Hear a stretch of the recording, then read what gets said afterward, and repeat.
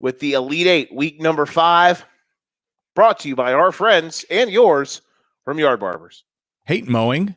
Need your lawn or business landscaped? Having trouble with an unruly yard that your neighbors hate? Yard Barbers LLC is your hookup. Mowing, weeding, edging, trimming, aerating, fertilizing, haul away, they can do it all. And they aren't just good for your summertime yard blues. They work all year long, and you can get signed up for their winter services for that annoying snow and ice removal. Find Yard Barbers on Facebook at Yard Barbers LLC, send them an email at yardbarbersqc@gmail.com, or shoot them a text at 309-235-1595. The Yard Barbers sponsoring our weekly edition of the Elite 8. Reminder, comment, list, if you have an answer to the question, what do the Green Bay Packers or the Las Vegas Raiders, what do they do well? By all means, answer it in the comments. I would love to hear your guys' opinion. Also, if you're listening, please, please, subscribe to us on YouTube at For Frequency's Sake QC. So we appreciate that more than you guys could ever imagine. All right, it's time for the Elite 8. We have 2 new members. One has fallen. A little bit of shakeup up top, so let's get it started. Number 8, the Buffalo Bills. I figured keeping them was probably the right decision. A lot of things can be made up of the Bills. This was a perfect spot for them to lose, and they did. But also, too, if they're a serious team, they handle their business to a degree. And again, I think the Jags are awesome. There's a chance you'll see the Jags later in this. But I just want everyone to understand that, this Buffalo Bills team isn't, and now with the injuries too, they're not at that Super Bowl threshold that everyone wants to put them at. The Dolphins win is impressive, yes. Now, listen, here's the thing. Normally, these types of games that they lose are because Josh Allen implodes, and Josh Allen played really, really well, and they still lost. But here's what I'm trying to get at. Beating the Commanders and the Raiders by 1,000 doesn't move the needle for me because it's what the Bills do all the time. The Dolphins game, that was impressive. Now, congratulations on losing the week after. But I just want everyone to temper their expectations because we've all been here with the Bills. Back-to-back September champions. Josh Allen is the back-to-back September MVP. And how did that go last year? So we'll see. And Allen's going to have to carry this team because now you already have Trey White done for the year. Matt Milano is going to be done for the year. They had a couple other guys that are going to be dinged up for significant amounts of time. On their defense, brutal stuff. Their secondary is already starting to get torn up. Taron Johnson. Listen, man, not good for the Bills. They fall in at number 8. Number 7, the Seattle Seahawks. They were a borderline miss last week. They make the cut this week here at number 7 on the Elite 8. I just like what they've done so far. That week 1 game against the Rams, turns out the Rams are solid. And the Seahawks, by far, that was their worst performance of the year. What they have done well that is so impressive to me is schematically on the offensive side of the ball. The Seahawks have done a great job of doing stuff that makes their offense look good, even though they're having deficiencies with injuries on their offensive line. Their 2 stud tackles, and Lucas and Cross, both are out, and they're doing things on offense. They can't run the ball well right now, but they're doing a great job of getting Geno and moving the pocket and doing things that are deceptive to take advantage of the defense. And I'm very impressed with what the Seahawks have done in their 3-game winning streak since losing to the Rams. That game in Detroit was a very impressive win. It was a very good job last week to just handle their business against the Lions. Now they go to Cincinnati, and it's going to be interesting. If Cincinnati wins, I'm not going to think too much less of the Seahawks. But the Bengals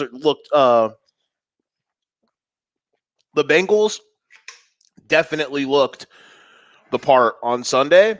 I really wanted to put them in, but I couldn't because I feel like that would be jumping the gun a little bit too early. But I will say, if the Bengals win If the Bengals win next week, they might be top 5 because they'll be back. I'm just saying. But this Seahawks team, what it is next week they have a great chance to go on the road off a bye and get a very impressive victory. So I'll be looking forward to that one. That game between the Seahawks and the Bengals next week is going to be very fun. Number 6, the Jacksonville Jaguars. Listen, man, I understand that it's the Jaguars. And, this is the team that, had Blake Bortles forever, and they were terrible for all of these years, and no one, whatever. I understand you don't watch the games, but the Jags are good. The Jags are really good. Their run defense is elite. Their quarterback is super elite.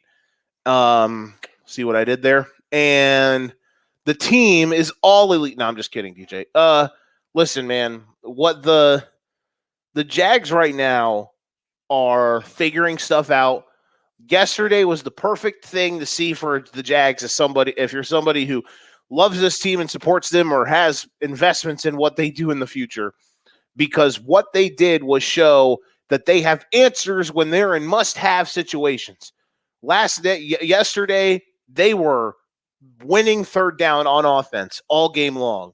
They had 29 first downs. When they had got to have it plays on third down in that fourth quarter, it was Calvin Ridley. They finally got him going. And they were able to break off some big runs with Travis Etienne, which was nice to see because he's been kind of held back through the start of the season. So that was a very impressive game. And again, their run defense has been all season really good. They have a top 5 rush defense per success rate, like EPA per rush against. They've done a very good job against the run all season long, and I think that's going to be continued because even though Trayvon Walker isn't like a good pass rusher right now, he is a fantastic player against the run, and they have some dudes that they have good linebackers. They have some good safeties who can play well. And Andre Sisco, he's playing good. They had a corner in Tyson Campbell who's playing fantastic. So I really like what this Jags team is doing, and I think it's only going to get better. Now you get the Colts coming to your place. Big opportunity. You get to 4-2. You get a lead in the division, and you can really start to hit your stride. Number 5, the Miami Dolphins. As we stated last night, it's fun that a 520-yard performance and 31 points will probably be seen as their worst so far. I mean, I guess the Bills game, but like a bit of an underwhelming game.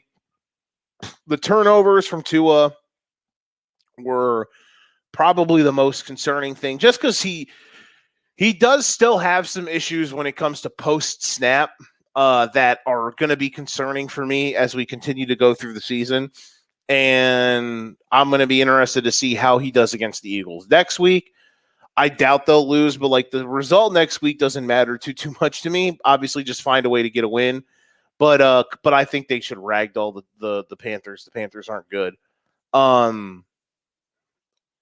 But or at least win by a touchdown or more or something. But the Eagles game is going to be a real interesting tell on where this team is at and what this team can do against elite competition, elite level competition. Other than that, the Devon Achane might be out with a knee injury, which is very bad and very unfortunate because he's been great. And hopefully, whatever it is, hopefully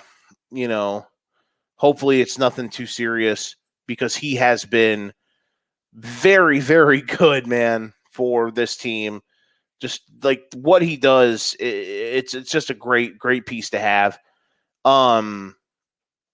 So hopefully he's okay. Other than that, I think the defense will continue to get better. It also helped that they played the Giants, whose offensive line is in shambles. So that's a plus to have for your offense. That's a plus to have for your defensive line and your defense that's been struggling. Jalen Phillips, too. Love to hopefully get him back. Good to get Connor Williams back at center. That was very important. Not that Teron Armstead isn't important, but if one of them is going to be out, I would much rather it be Armstead, because if Williams is in, it means Liam Eichenberg is not, and he might be one of the worst offensive linemen in the league. So it's good to have Connor Williams back at center. They've shown throughout the start of the season that they can at least handle Armstead missing time. Hopefully Armstead can be ready to go once we get towards the end of the year. So that's where I'm at right now with the Dolphins. We'll see how much they continue to get going as the season moves along. Number 4, the Chiefs. People are going to be mad at this one, I think, but I just don't really know.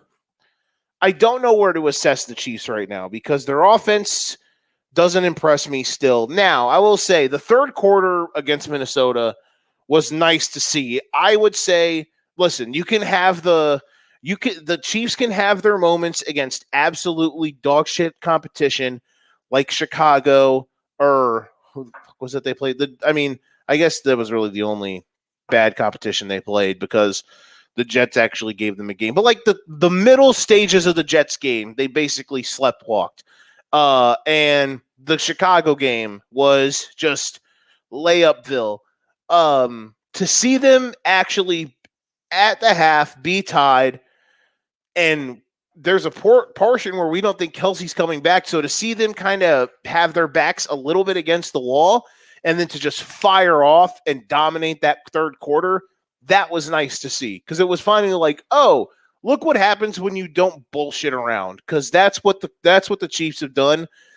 It feels through the first 5 weeks at times is kind of just lollygag. Not the Lions game. The Lions game, I thought they were there. They just had a lot of self-inflicted wounds. The Jags game was back and forth, just kind of ugliness, but also very impressive defensive game from both teams, I think, mixed with some sloppy offensive stuff. And then the Chicago game was what it was. That's the worst team in the league. And or one of the 2 worst, 3 worst. I'll say 3. And then the game against the Jets, they got up 17-0, and then they behind the wheel for about an hour and a half, and then they woke up and they found a way to win. I don't want to hear this stuff about the officiating. That's dumb. I will say, nice to see Rashee Rice get involved more. I still worry about this receiver core because nobody separates and nobody gets open. But again, the third quarter, the fact that they were when they needed to, the fact that they were able to just kind of put their foot on the gas and go from tied to up 2 scores, nice. Good to see. Good to see. Finally, to see them awake for the first time, really since week 2. So they've taken it feels like they've taken the last 2 weeks off, and they found a way to make that game, a good performance yesterday. Number 3, the Detroit Lions. Look, man, they continue to just do stuff, and they continue to look really good. I'm back on. I'm never off the board, but I put. Good catch. I would say them and the Chiefs are basically a wash right now because the Lions did win, but the Chiefs are also missing their second and third best player. So those kind of have a bit of a coinkydink to me. So I'd love to see them play again on a neutral field. Might see them play again in the Super Bowl. Bang, bang, bang. That'd be fun. But yeah, the Lions are great. Just absolutely whitewashing the Panthers, and Goff's dialed in. They held out a couple offensive guys, and they still found ways. Sam Laporta, goodness gracious, Sam Laporta is incredible. My guy Randall asked who won the Raiders game. The Raiders won 17-13. It was a bit of a disaster. If you are, I think on YouTube Live, you can go back and rewind, and watch the beginning. We talk about that game. We talk about the Monday night game at the beginning. I had a fun rant about the Packers, but the Raiders did win. Rondell, sorry. But thank you very much for watching, my friend. It's nice to have people in here hanging out. So more about the Lions. I think for Detroit, the thing that's really been the most impressive thing for me since week 2, since the Seahawks game against Atlanta, and then who the hell did they beat week 4? My brain just died. Who Detroit play week 4, guys? Someone help me out. The Packers game. their defense has been impressive and making strides. So that is very nice to see. And hopefully it's something that continues throughout the year. Their linebackers have been impressive. That game against the Bucs is going to be fun because, their DBs are banged up. I would love to see them get aggressive and go after a DB in the trade deadline or at the trade deadline. I would love to see them find a way to finagle themselves into the Pat Surtain market. That would be nice.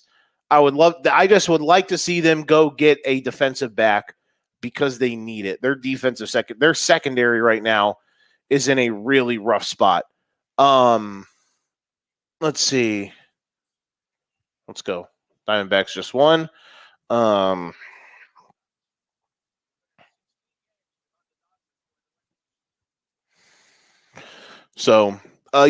just think right now for the Lions, go get a defensive back.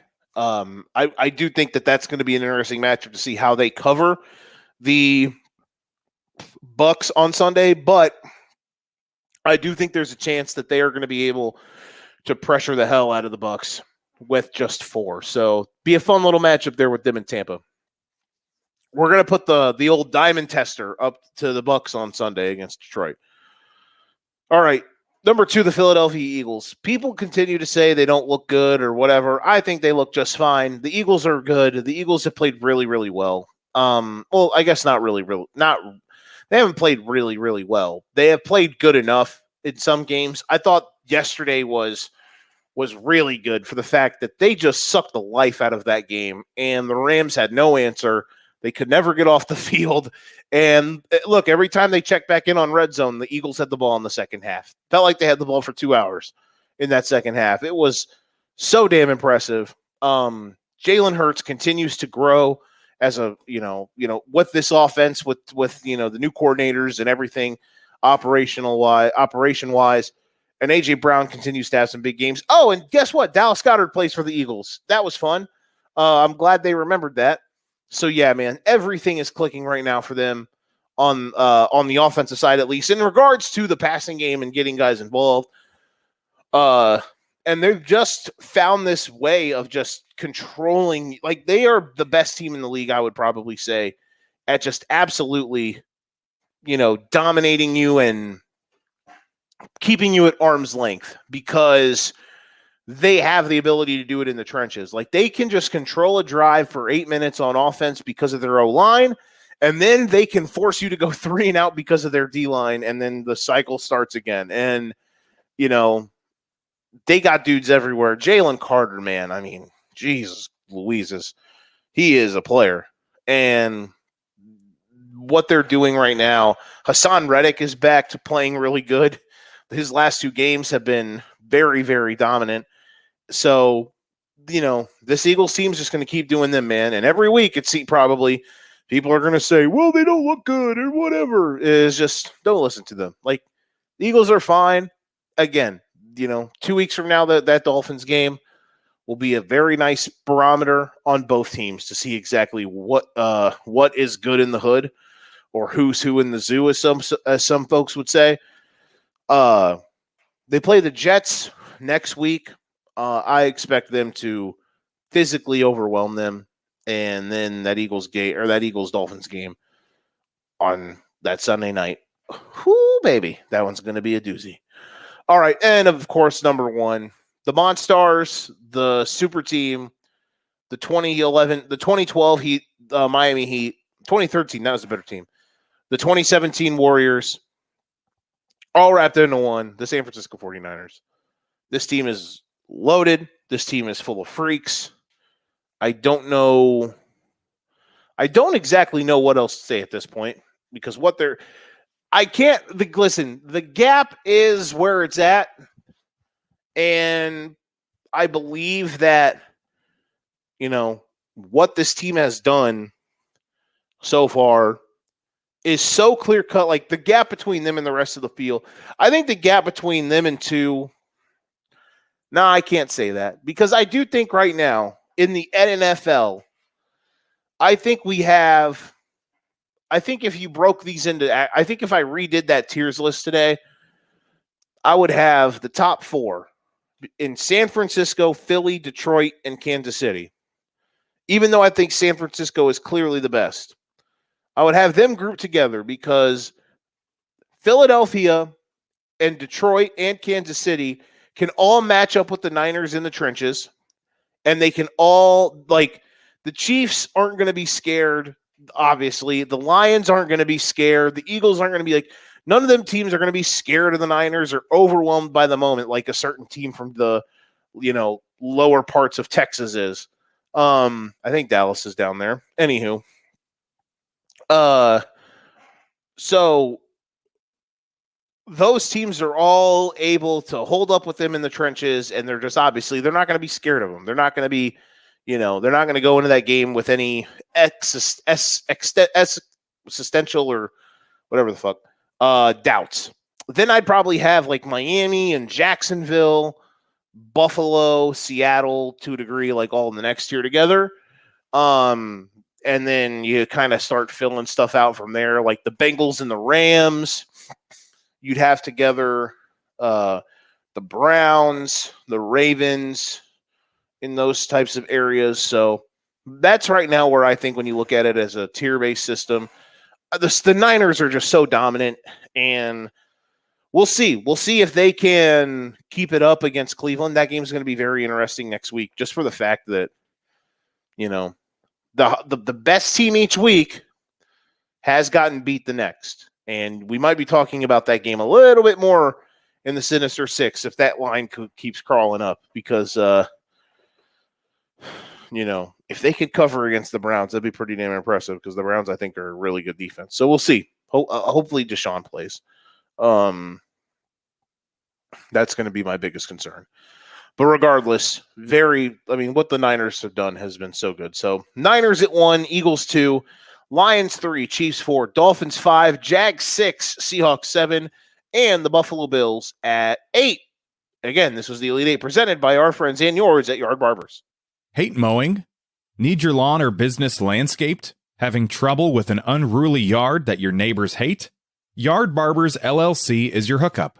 Mowing, weeding, edging, trimming, aerating, fertilizing, haul away, they can do it all. And they aren't just good for your summertime yard blues. They work all year long, and you can get signed up for their winter services for that annoying snow and ice removal. Find Yard Barbers on Facebook at Yard Barbers LLC. Send them an email at yardbarbersqc@gmail.com or shoot them a text at 309-235-3700.